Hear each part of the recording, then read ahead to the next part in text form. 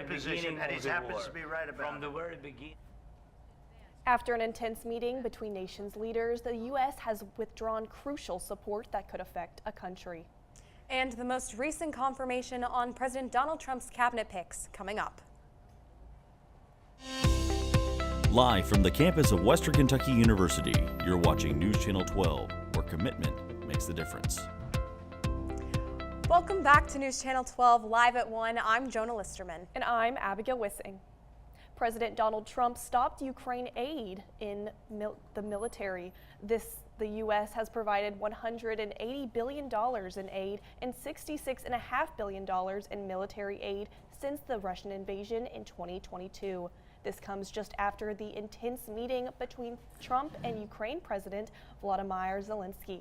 The White House has now said that the U.S. will be, quote, pausing and reviewing to ensure that it is contributing to the solution, end quote. The impact will not be immediate. However, this will be felt in Ukraine efforts to stop the Russian advances. You are looking at basically cascading effects that could have a major impact on the ability of the Ukrainians to conduct the war. Analysts say President Donald Trump's decision to pause military aid to Ukraine could be devastating for that country eventually. Officials say the freeze could last until Kyiv commits to peace talks. Trump and his senior aides want Ukrainian President Volodymyr Zelensky to acknowledge last Friday's heated Oval Office dispute, according to officials. You've allowed yourself to be in a very bad position, and he happens to be right about it. From the very beginning of the war. You're not in a good Brown, position. You don't have the cards right now.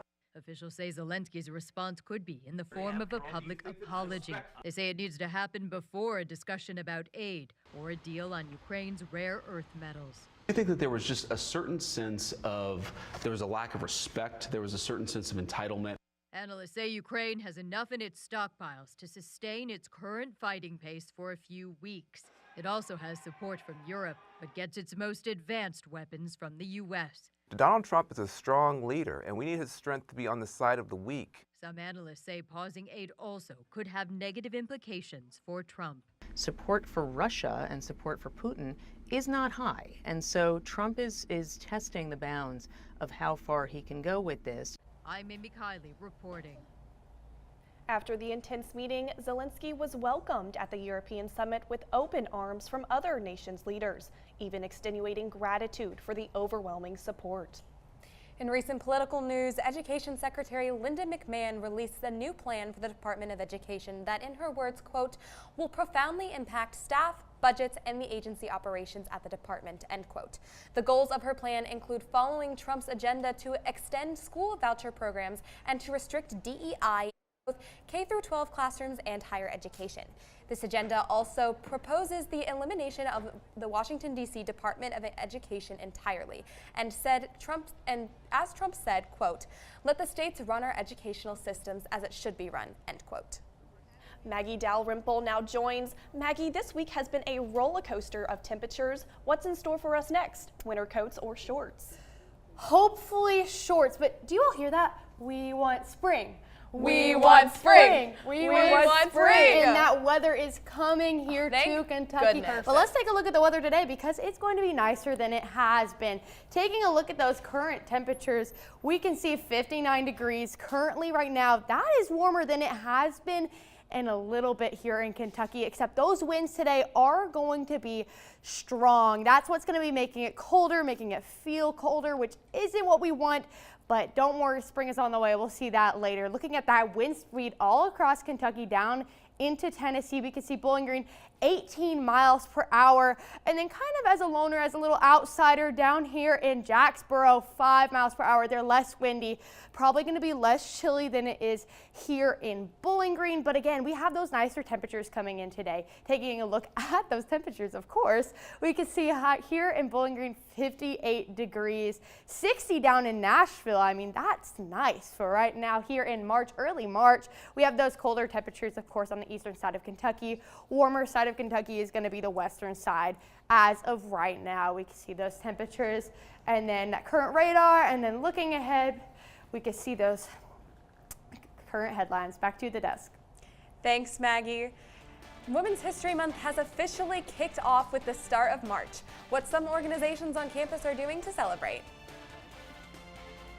Bowls! Bowls, bowls, bowls! When I was in foster care, I never knew when I would have to move. So I always had my suitcase ready to go. Then one day, I was adopted. My new parents opened their hearts and home to me. My parents cook my favorite breakfast for me every morning. My parents take me on trips I never thought I would go on.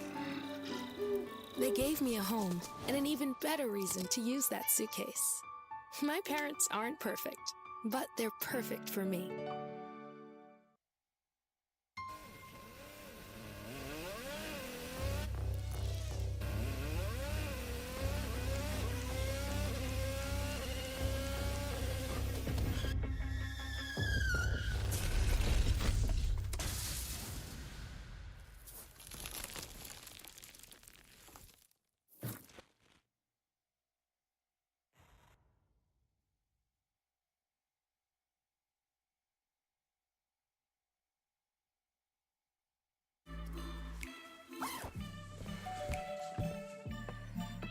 Yo, camping buddy.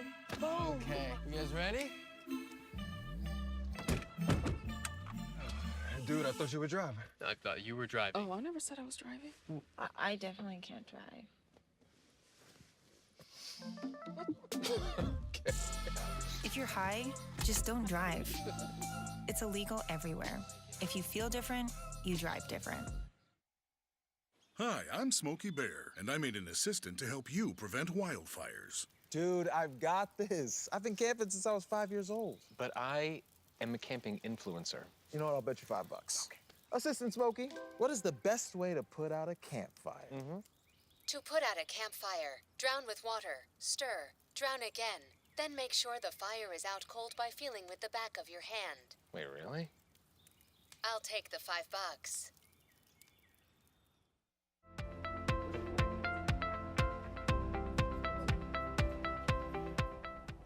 Western Kentucky's University Feminist Student Union hosted a Women in Leadership panel for Women's History Month. The event featured women in physics, women in film, women in science and engineering, women of WKU, National Association of Black Journalists, NABJ, and the Feminist Student Union.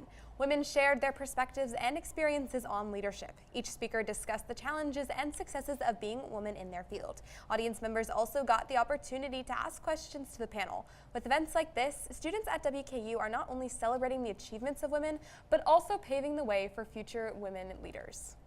It's a real struggle to get that community built on campus, and we have a lot of great women in organizations on the Hill, but they're very departmental, and so there's never really a way for all of them to connect together, for these girls to be able to talk and build a community and build their membership. And so I wanted to create a space where they could bridge that gap. Thursday evening, the 12th annual Empty Bowls event took place. Let's take a look. The line outside continued to grow as attendees eagerly waited to see the beautiful ceramic pieces at this year's Empty Bowls event. Hosted at Forest Park Baptist Church, so far this event has raised $100,000 in the past 12 years to help provide food for those in need. For a $15 donation, attendees received a homemade ceramic bowl. This year, over 200 bowls were donated by Western Kentucky students, local potters, Girl Scout troops, and anyone else who is willing to donate their work. Every year, the funds from this event will support Hotel Incorporated and the Synergy Center, two local charities focused on food assistance. Founder Gary Taylor spoke on how he noticed the need for an event like this. When I started looking into it in 2012, I knew hunger was a problem, but I had no idea that the numbers were that large. Our goal is kind of two-part. One is to raise money to get food to people in the community who need it. The numbers across the country right now are about 1 in every 8 adults doesn't know where their next meal is coming from. For children, it's still about 1 in every 5. The journey for this event isn't over yet. Taylor said how he feels it will take a village. One of the things that we kind of stress for the event is that It's a little bit like stone soup. You know, people think it's a huge problem. I can't do anything to fix it. And no one person can. But if everyone does just a little bit, every little bit, everyone working together makes a big difference. In addition to receiving a bowl, donors also received a hot plate. The many sponsors of the event donate soups and desserts for everyone involved. The South Central Kentucky Community Technical College brings in their culinary students to serve and experience community as well. Organizers with St. James United Methodist Church say that this year's turnout was a success, helping ensure fewer empty bowls in our community. A meal, a bowl, and a mission to end hunger. Empty Bowls continues to make a difference, one donation at a time. We actually heard back from Mr. Taylor this morning, and he let us know that the turnout was the most they've had in years. As he said, it's just another small step towards ending hunger. Let's take a look at a special something happening tonight on the Hill. Reporter Sterling Spears will give us an inside look on the Topper tradition that started for a good cause.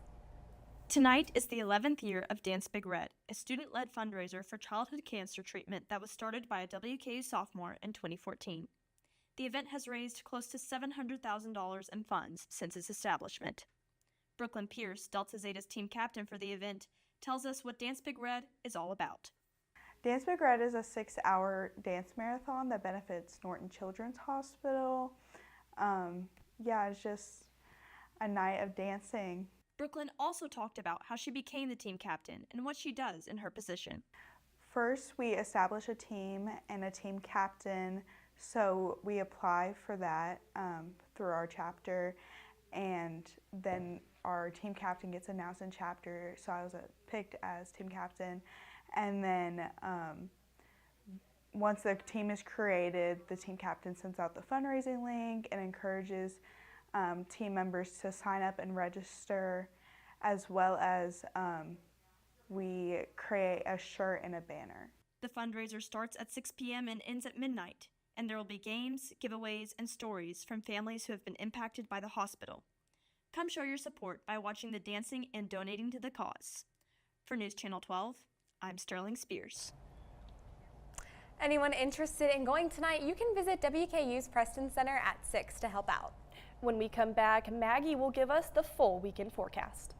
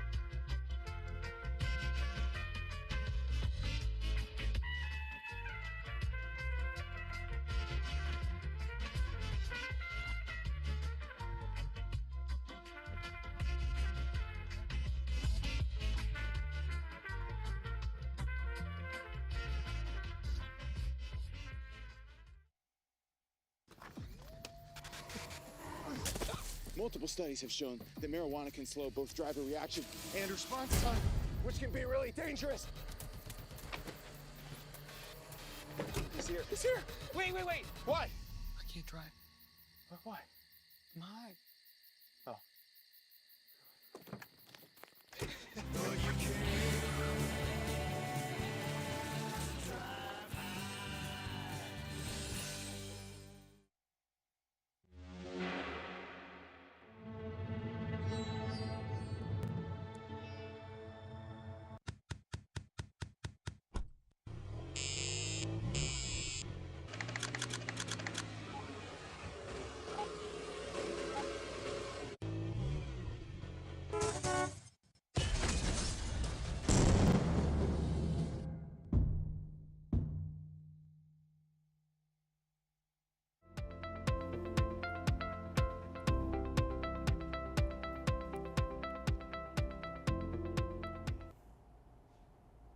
Welcome back to News Channel 12. I'm your meteorologist, Maggie Dalrymple.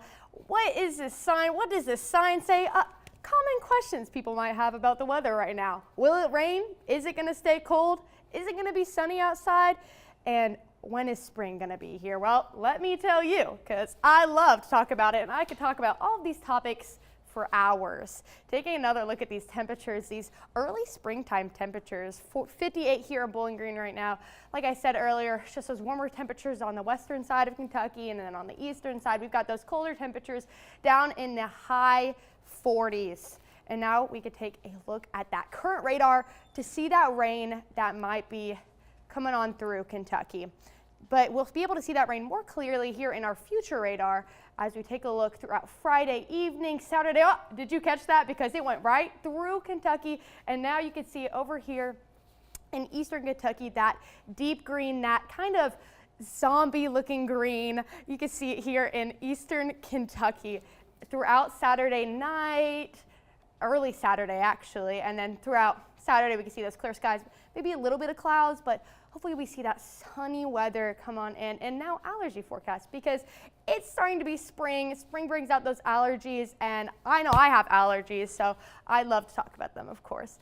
And we can see those grass allergies are in that moderate level, low level for trees, and weeds have also that kind of moderate level. So if you trim your lawn, you're really into that lawn care, then I'd get rid of your weeds now so you don't have those bad allergies. Taking a look at tomorrow, we can see it's warming up kind of a little bit. We can see it's warming up a little bit into those 50s, and 8 a.m. it's gonna be cold, but throughout the day we see it warm up into those mid 50s, which is amazing to see from what we've had recently, and then going back down into those 40s later in the night. So it's going to be slightly chilly. There'll probably be some wind making it a little bit colder, but not too much. Taking a quick look at these travel delays, because obviously spring break is not next week, it's the week after. But if you're planning on traveling early, then here's some travel delays you might want to look at. We have up in Maine a little bit of something, and down in the little New Mexico area a little bit of something, but nothing too crazy, nothing yet. It'll probably be a little more hectic after this week going into spring break. And taking a look at this 7-day forecast into the week, into those warm temperatures. You see that? You see that? Right over here, 71 degrees. That's nice. That's nice. We love to see that. 73 next Wednesday. That's beautiful. That's beautiful for all of those who are big spring fans. That next week is going to be the start of your amazing spring you're about to have. Got those sunny days, a little bit of clouds, maybe a little rain, but nothing too much. Back to you at the desk. Thanks, Maggie. And coming up, Alec Fouch and Kaylee Marksberry will be on to tell you everything you need to know about high school districts tournament. Bring it.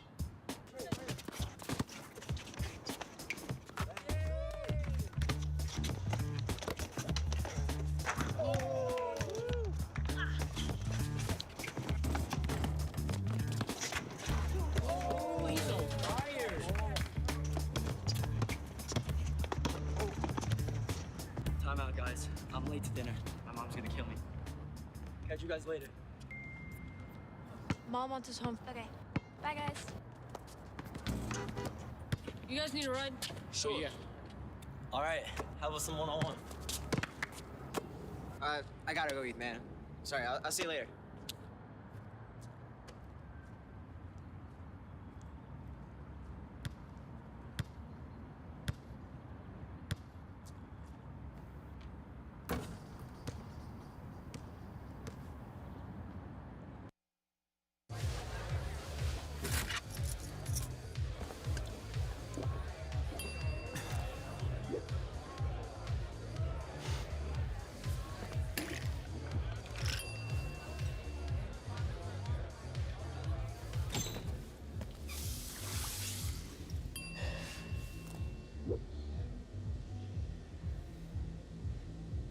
If you need to do something to feel okay to drive, you're not okay to drive.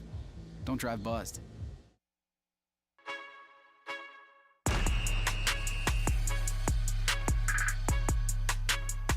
Welcome back to News Channel 12. I'm Kaylee Marksberry here with Alec Fouch, and it is time for your weekly sports update here on the Hill and beyond. The 4th Region High School Girls Basketball Championship is in full swing tomorrow night here in Diddle Arena. Yep, that's right, Kaylee. The Franklin Simpson Lady Cats will be facing the Metcalfe County Lady Hornets. The semifinals took place earlier this week, and we saw both teams overcome adversity to make it to the finale. Kaylee, what happened Tuesday night that allowed Metcalfe to move forward to the finale? Well, Alec, it was honestly kind of an unexpected win. This will be the first time in the last 5 years that Bowling Green will not be in the region championship. Metcalfe beat them, it was 40-30, but I will say it was very, very close at the beginning. I for sure thought Bowling Green had it in the bag, but Josie Allen had 17 points versus Bowling Green and 9 rebounds. We saw a lot of aggressiveness, and she took charge on that court, and I think they need to bring that same energy when facing Franklin Simpson, especially looking out for Larisha Cawthorns. I mean, tell me about those Lady Cats. Oh my goodness. Larisha Cawthorn is the player of the region, might even be up for Mrs. Kentucky basketball. Let me tell you, the Franklin Simpson Lady Cats rely on her to get things done down low. When she is playing at her best, they are unstoppable. Now, they have other players who do contribute from time to time and make just as much of an impact, such as Vanessa Ray. She can spot up from anywhere inside the three-point line, but that is going to be the key to success for Metcalfe County if they want to have a chance against the #1 team in the region. Stopping Larisha Cawthorn down low is a tough task, but earlier in the semifinal, Barron County made it look possible when they were double, triple teaming Cawthorn down low. But if Metcalfe County can get Josie Allen going, she's able to shoot from behind the arc, and they can really, really make it work scoring-wise against those Lady Cats if they can get going behind the arc. Yeah, absolutely. I do think that defense will be a key to this because, I mean, defense wins championships, so they just got to get down low and stop Larisha Cawthorn. But, Alec, what is going to be your score prediction for this game? I'm going to have to lean on the Lady Hornets this time around. I'm going to give it a 46-40 score prediction. I only think this because I think with the length that Metcalfe has, they might be able to stop Cawthorn down low earlier in the game, and the Lady Cats will not be able to catch up later on. But what do you think? I see your point. I do think it could go either way because Metcalfe has fought this season to get to where they're at, which is so impressive. But I'm still gonna go Franklin Simpson on this one. I have to. I think it's gonna be a close game. I think it's gonna be 43-37, Franklin Simpson. I think Larisha Cawthorn's just gonna pull through again and do what she does best and just keep getting down low. But I mean, I think it's gonna be a very, very exciting game to watch. But that is all the time we have here on News Channel 12 Sports. Be sure to tune in at 3 p.m. for the special edition of The Extra Point. And when we return, get ready to enter a world full of kings, battle, and Shakespeare.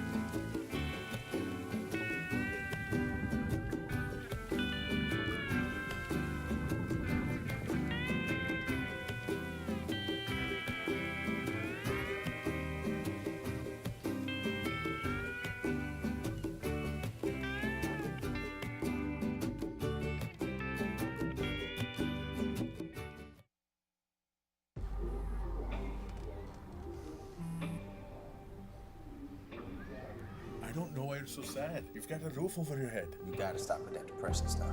That's what white people think. You alright? It just feels like it's coming from everywhere. Do you want to talk about it? You can talk to me if you're feeling sad. Whenever you need to talk, I'm here, okay?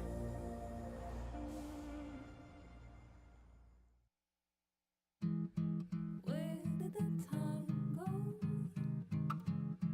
I don't know how.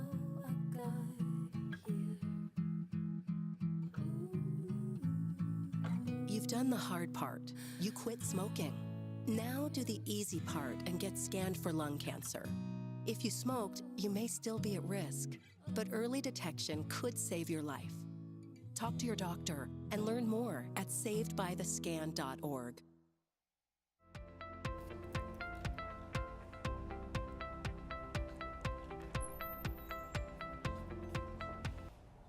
This weekend, WKU Theater Department brings to life the Shakespearean story of Henry V.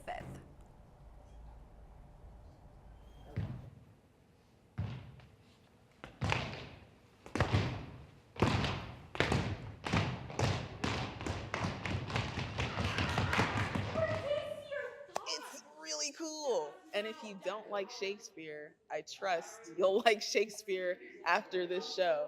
I feel like a lot of people don't like it because they don't understand it. But once you do understand it, it's so fun to just manipulate and see in your own vision and create. And even if you've never even cared about plays or theater before, I think it would just be a really fun experience to see Shakespeare in a way that you maybe never thought about it before. Whenever you think of Shakespeare and Shakespeare plays, I feel like there's a certain connotation that comes with it. Oh, it's going to be this boring thing, or oh, I'm going to have to like really comprehend what's going on, and I have to know Shakespeare already, and I have to be pompous and whatever. And that's not what the show is. The show is like the complete opposite. It takes something like Shakespeare that would typically have that connotation with it and brings it to the people and has it played by the people. So like this show is just so interactive in that way because you're discovering, oh, this is what they're talking about. Okay, so that it's not as hard as I thought it was, or it's not as difficult as I'm thinking it is.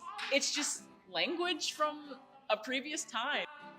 I think just being able to speak the lines with my own voice, like I don't have to put on any sort of voice or different sort of character as opposed to who I see Henry as. So that's been really dope.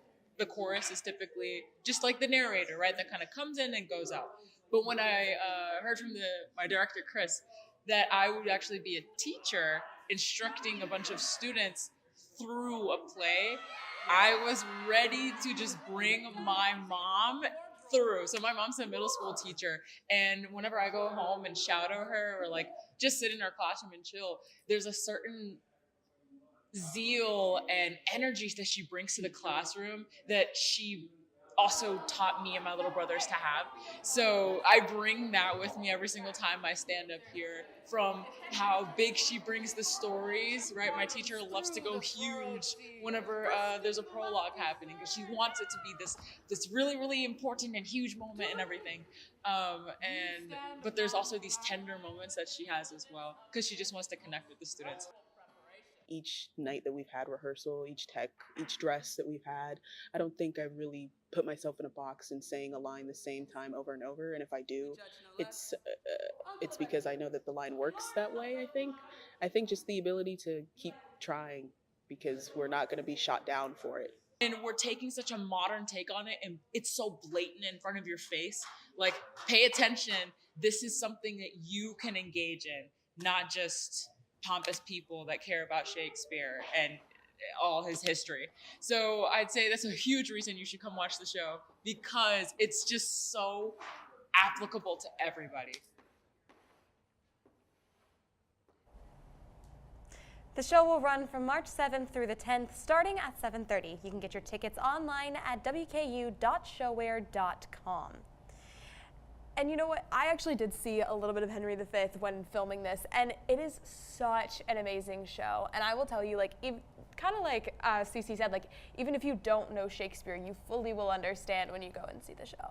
I believe that director, Mr. Chris Gillifoy, oh my goodness, I love that man. Because didn't you have him last semester as a professor? Last semester. He was great. Yeah. Now, that is all the time we have for today. Thank you so much for tuning in. And have a great day.